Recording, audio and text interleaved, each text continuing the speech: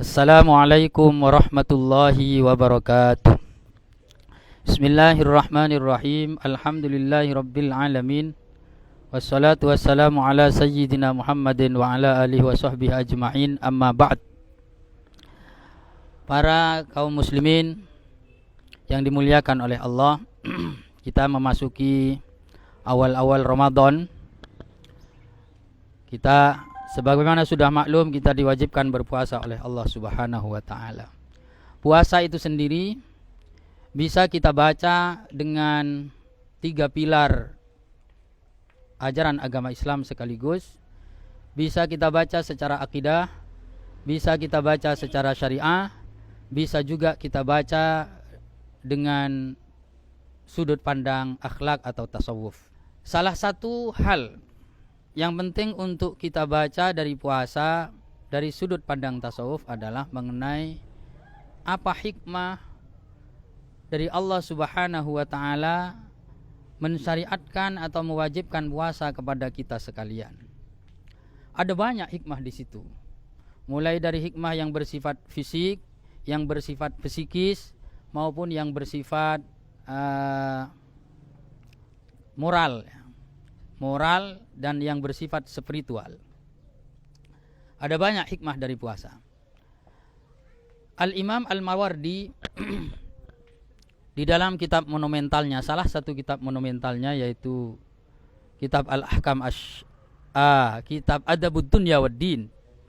Beliau itu menyatakan ada sebuah hikmah sosial dari ibadah puasa. Hikmah sosial itu di samping hikmah-hikmah spiritual, ada hikmah fisik, ada hikmah psikologis, ada hikmah moral, ada juga hikmah sosial. Hikmah sosialnya apa? Hikmah sosial dari puasa itu menurut Imam Mawardi adalah menumbuhkan rasa empati kita terhadap orang-orang miskin. Rasa empati terhadap orang miskin itu sangat bermanfaat bagi kita untuk menumbuhkan kepedulian kita terhadap mereka, terhadap para fuqara masakin. Bagaimana cara kita merasakan penderitaan mereka adalah dengan kita berupaya untuk juga mengalami hal sama dengan yang dialami oleh mereka. Salah satu penderitaan dari orang-orang yang fakir miskin secara penderitaan ekonomi dari mereka adalah ketika mereka merasakan lapar dan mereka merasakan haus. Kalau kita merasa lapar, kita tahu kita akan makan pada jam berapa, karena kita ketika lapar kita itu punya uang untuk membeli, sehingga kita punya rencana. Kita tahu kita akan makan, setidaknya kita punya rencana kita akan makan jam berapa.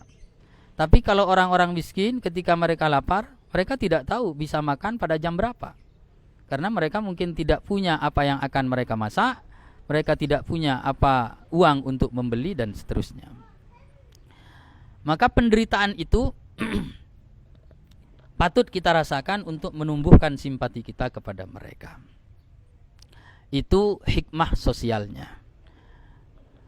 Namun demikian, kalau menurut ulama-ulama tasawuf, sebetulnya hikmah kita berpuasa itu bukan sekedar untuk hikmah sosialnya, bukan sekedar untuk berempati kepada orang-orang miskin, menumbuhkan rasa empati terhadap orang miskin, tapi justru bagaimana kita memiliki hati, perasaan mengidolakan kemiskinan.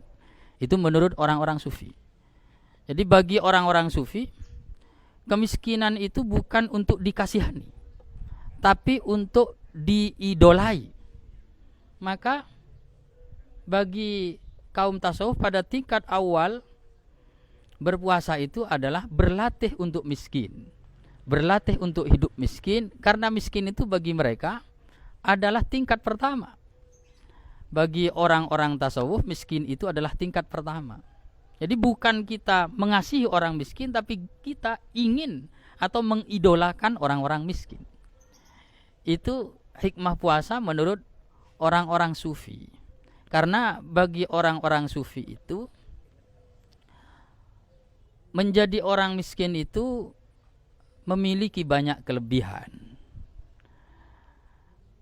Apa kelebihan dari orang miskin? Asalkan dengan catatan bahwa miskinnya itu adalah miskin yang sabar. Atau bahkan yang lebih tinggi dari itu adalah miskin yang syukur. Apa kelebihan dari orang miskin? Salah satu kelebihan menurut para ulama sufi itu adalah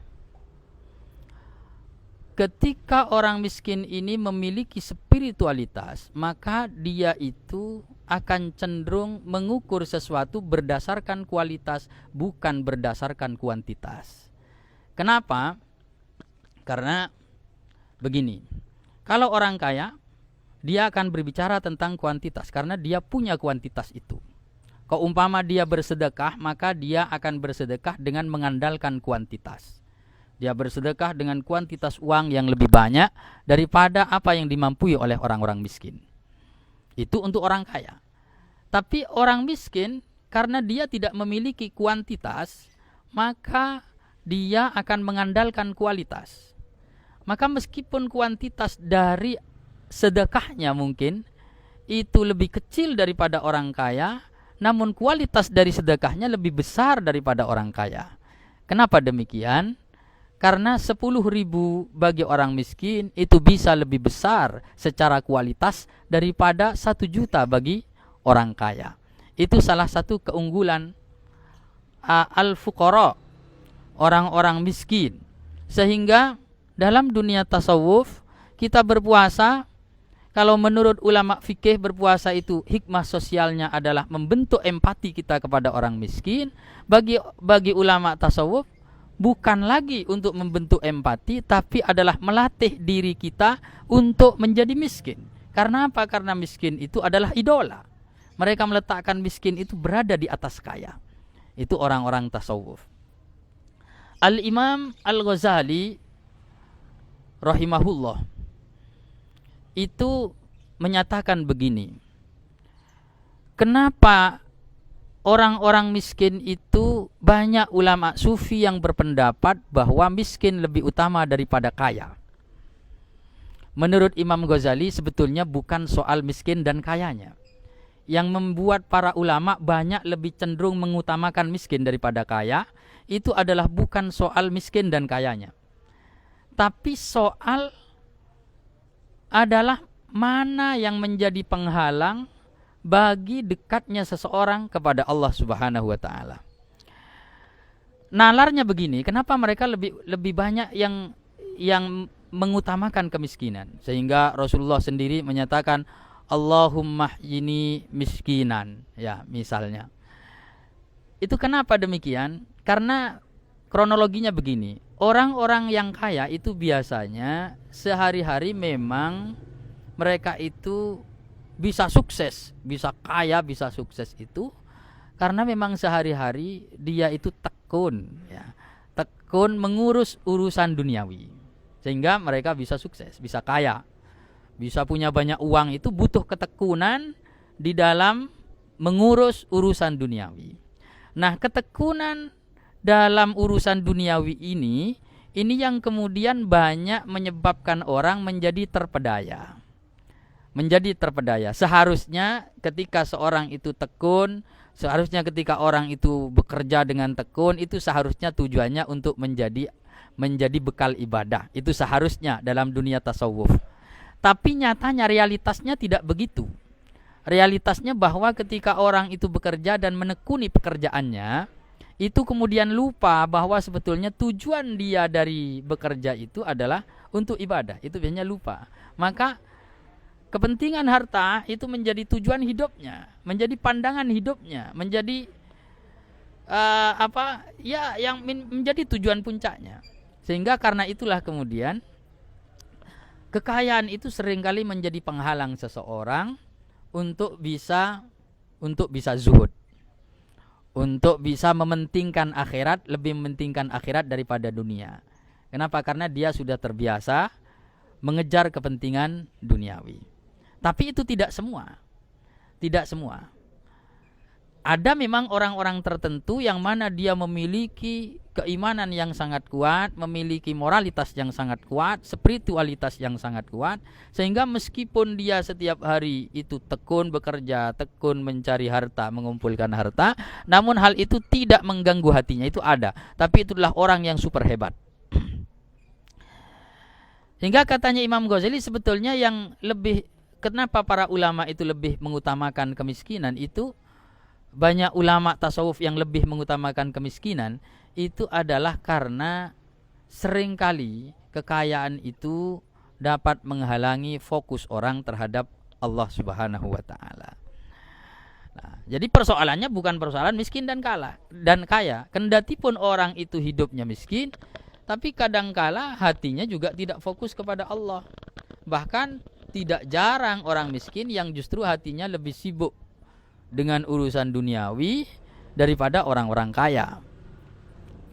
Ada orang yang paling sengsara itu adalah orang yang kekayaan itu ada di hatinya, bukan ada di sakunya. Ada orang yang di sakunya banyak uang tapi di hatinya tidak memikirkan uang. Ada orang yang seperti itu, orang yang luar biasa kalau seperti itu. Ada orang yang sakunya tidak ada uang, di sakunya tidak ada uang, tapi di hatinya penuh dengan uang. Maka karena itulah Imam Ghazali menyatakan sebetulnya persoalannya bukan persoalan miskin dan kaya, namun persoalan sejauh mana ya kekayaan itu menghalangi dia dari fokusnya beribadah kepada Allah Subhanahu wa taala. Maka dalam hikmah puasa ini ada banyak hikmah. Salah satunya adalah melatih diri untuk menahan nafsu. Dan salah satu hikmah dari berpuasa itu adalah melatih diri untuk hidup miskin. Ya. Melatih diri untuk hidup miskin.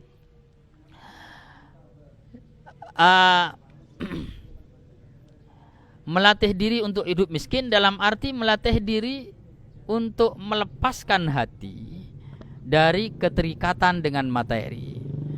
Ya, kita berani berlapar-lapar untuk agama kita. Kita berani lapar untuk suatu yang benar. Kita berani lapar untuk mengikuti ajaran Rasulullah Muhammad sallallahu alaihi wasallam. Kita berani lapar untuk mematuhi syariat. Maka jangan sampai kita itu punya prinsip takut untuk lapar. Ada banyak orang yang berani mati tapi dia takut lapar. Ada banyak orang yang seperti itu. Bagi orang-orang sufi, lapar itu bukan suatu yang harus ditakutkan. Tapi lapar itu menjadi salah satu jalan untuk menunjukkan bahwa kita ini berani berkorban, berani sengsara, berani menderita demi agama kita, demi mematuhi ajaran dari Allah Subhanahu wa taala. Dengan demikian, maka setidaknya kita akan memiliki jiwa yang lebih tangguh, ya.